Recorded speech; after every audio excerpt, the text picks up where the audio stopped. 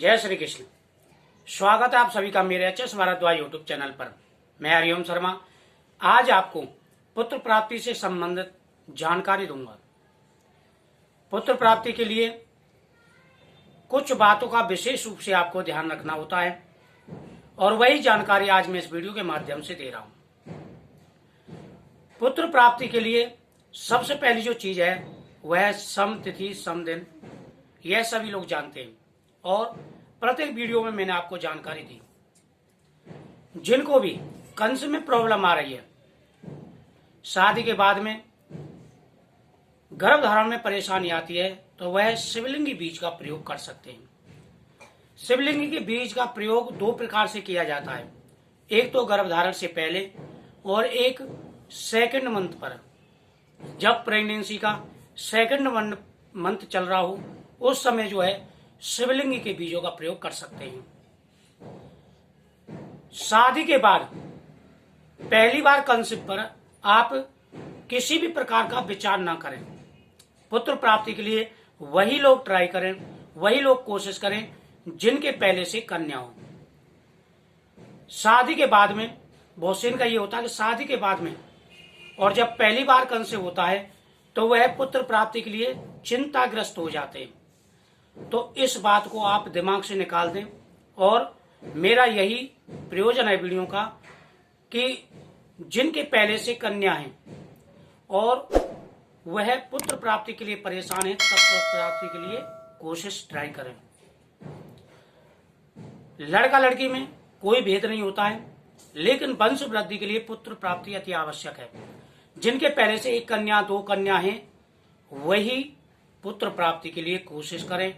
पहली बार जो भगवान फल आपको प्रदान कर रहे हैं, पहली बार कंसेप्ट धारण में जो भगवान आपको फल प्रदान कर रहे हैं, लड़का हो या लड़की कोई परेशानी नहीं है, आप उसे सहर्ष स्वीकार करें और कोई भी किसी भी प्रकार की आप पुत्र प्राप्ति के लिए कोशिश ना करें। हाँ, यह है कि आप नियम जरूर निभा सकते हैं। जो नियम मैं आपको बता रहा हूं पुत्र प्राप्ति के लिए, तो वह नियम आप भले ट्राई कर सकते हैं, पहली बार कंसेप्ट में निभा सकते हैं, लेकिन पुत्र प्राप्ति के लिए ही चिंताग्रस्त ना रहे कि हमें पुत्र ही चाहिए पहली बार।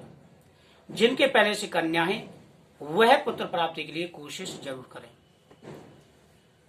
जब आप कंसेप्ट करते हैं संतान प्राप्त पुत्र प्राप्ति के लिए, तो उस समय शयन करते हैं, उसका बड़ा महत्व होता है। एक चीज का ध्यान रखें कि जब आप पुत्र प्राप्ति के लिए विचार कर रहे हो तो दिमाग में पुत्र प्राप्ति का ही विचार होना चाहिए और पूर्ण विश्वास होना चाहिए। दूसरा, जब आप शयन करें तो इस बात का ध्यान रखें कि लेडीज का चंद्र स्वर यानी लेफ्ट साइड, लेफ्ट स्वर पुरुष की लेफ्ट साइड होती है और स्त्री की राइट साइड, जो राइट हैंड होता है, इसकी तरफ करवट लेकर के लेडीज को सोना चाहिए। पुरुष को लेफ्ट साइड, लेफ्ट हैंड की तरफ करवट लेकर के सोना चाहिए। जिससे क्या होता है कि स्वरों का बड़ा महत्व होता है। जब पुरुष लेफ्ट साइड, लेफ्ट हैंड की तरफ करवट लेकर के सोएंगे तो उनका सूर्य स्वर यानी जो सीधा जो स्वर होता है यह शुरू हो जाएगा और लेडीज का जो है चंद्र स्वर शुरू हो जाएगा, यानी ये वाला। जब सीधे राइट से हाथ, राइट हैंड की तरफ लेडीज सोएगी तो उनका लेफ्ट स्वर यानी चंद्र स्वर शुरू हो जाएगा और पुरुष का जो है राइट स्वर यानी सूर्य स्वर शुरू हो जाएगा। तो पुरुष को लेफ्ट और स्त्री को राइट, यानी पुरुष की जो है लेफ्ट साइड। इससे क्या होता है कि जब स्वर, सूर्य स्वर और चंद्र स्वर शुरू हो उसी समय आपको जो है कोशिश करनी चाहिए। और स्वर का ये होता है कि जब आपके स्वर चल रहे हों तो उस समय आप हाथ लगा के देखें।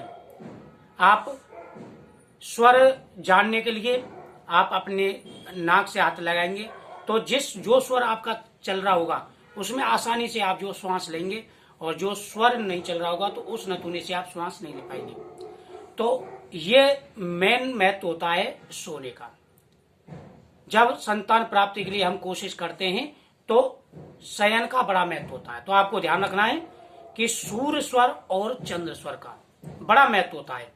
तो इसकी वीडियो मैंने पहले भी बनाई थी, लेकिन कुछ लोगों को समझ नहीं आई, तो इसलिए मैंने वीडियो दोबारा आपको बताई है, दोबारा ये वीडियो बनाई है, आप तक पहुंचाई है।